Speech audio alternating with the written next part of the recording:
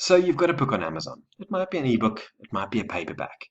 But you're wondering, how do I reach more readers? And how do I do that without paying an arm and a leg? So let's have a very quick video on how to achieve this using the book metadata. Now, metadata means the information you give Amazon about your book when you load it for the first time. So where do we start? Well, you're loading your book for the first time. So what does Amazon ask from you? Amazon asks you for the book title. Now, the reason the title is so important is that when a reader searches for a book on Amazon, the title field is one of the most important elements in the search algorithm to determine whether the book is relevant for the reader or not. So when you pick your term, understand that if your book title has the same words in it that a reader searches for, it's very likely to rank a lot higher. So how to make an ebook. The results are not sorted by how many books you've sold. It doesn't matter whether I've sold none, whether I've sold 1,000,000. The default search mechanism is relevance, which means that the books ranking first have the keywords in the title. Okay, now this applies to the subtitle and to the series field as well. A lot of authors think, well, why have a subtitle? Why should I have a series title? My book doesn't need that. Well, your book might not need it, but firstly, it might add value to the reader, because fiction books, a one-word or a one-word title doesn't really help the reader understand what's inside. So adding a series and adding a subtitle will help the reader firstly understand what's inside your book. And also it'll mean you get flagged on more searches within Amazon. So when a reader searches for whatever book they want, Amazon firstly looks inside the book title field. Secondly, Amazon will look inside the subtitle and then the series fields as well. It then decides, well, if the term appears there, is this book relevant? Remember, the keyword needs to be repeated, if possible, in the title, the subtitle, and in the book description. What else do we have to use? Well, we can change the book description. Now, a book description could and should look like this. And what I mean is, it's got fancy effects. It's got a heading, it's got bold text, it's got italic text, it's got underlines. Make sure that you update your book blurb to have the fancier look to get the reader's attention. And how do you do this? How do you get your blurb to stand out? Well, when you load your book for the first time, Amazon says, what's your book description? Add in some basic HTML tags to help your book description stand out. So this guidebook, I want to make that a heading. I go, well, heading 1, open and close. Let's say self-empowerment. I want that to be bold. Open bold and close bold. And I want a line at the end, as you're going to see here. I want this line to appear at the end of my text. So at the end of my description, I put in a horizontal rule.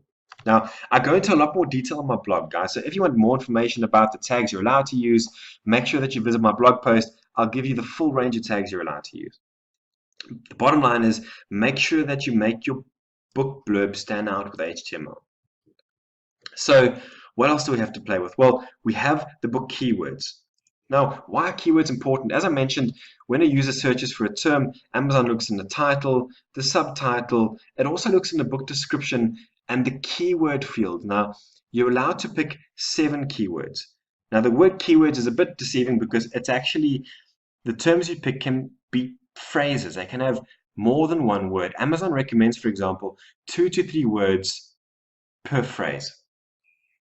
Now, don't do the silly thing and put a generic term like romance as one of your keywords. And why? Well, let's say I'm a reader and I come onto Amazon and I search for romance. Well, look at how many books are competing for the first page of the results of romance, and 679,000 other books are fighting for the first page. That's too much. Now, the tip here, guys, is to pick longer tail keywords, more niche keywords or phrases. The reason is there's going to be less competition for the first page. Ideally, you want just a few thousand books fighting for the first page rather than 679,000. So how do we do this? Well, I've got romance. If I push enter, Amazon suggests some terms for me. Now, Amazon will only suggest popular terms. So if I see a term here, it means that many people are already searching for it. So romance suspense. Great. I've gone from 679 to 77,000. That's a massive reduction, guys. So instead of 679,000 authors I'm competing against, there's now only 77,000 other authors. That's still too much. So let's come back to our search bar. What else does Amazon suggest? Well, Amazon suggests romance, suspense, mystery. Okay, so let's pretend that this describes my book as well. Ooh, I'm down to 33,000. That's a lot better than the initial 679,000. So I could copy this out, come back to where I give Amazon the metadata, and enter that as one of my 7 terms. So I'm going to repeat that for all 7 options, where I research each term to make sure that I whittle it down as far as possible using the suggestions that Amazon gives me. Okay, so I have worked on the book title, the book subtitle, and yes, authors work on the series field as well. Now, the series field you have to enable with this tick box. It appears here at the top of the book sales page in brackets. It can help the reader understand more about what's inside your book, and it also gives Amazon a bit more keywords to latch onto to decide if your book's relevant for a user or not. So that's why I recommend authors use a series field. And the important bit here, guys, is that you don't have to update the cover. You don't have to update the interior of the book with the series information. You can enter it right now, no problem. After we've updated the series, well, let's hop across to the book pricing page. So I've entered all the information. I'm now ready to decide, well, what price should I list the book at? Okay. You can see this book has some information that's already there. We'll work over that.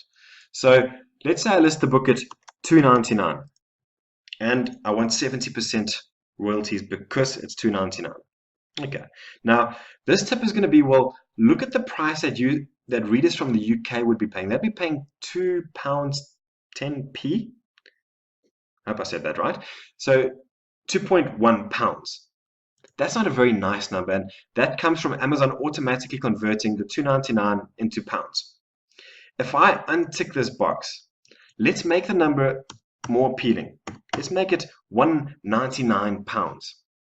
You can do this obviously for as many of the major currencies as you want. Obviously there's $2.99, which I'm happy with, but make the price to other major currencies more appealing than if it was, you know, $2.15 or $3.15 or $3.45. Give it a round number.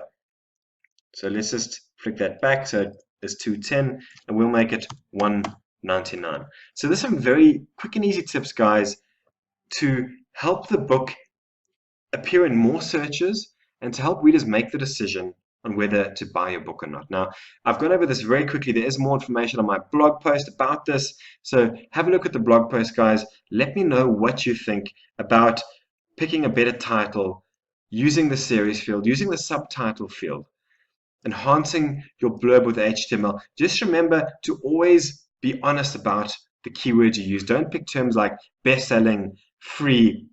Always make sure that you're honest to your readers. If you aren't and Amazon catches you, obviously you will be banned or will be blacklisted, which is not ideal. So always be honest and ethical when it comes to choosing the terms that you use. Don't flag, for example, another author's book in your keyword title.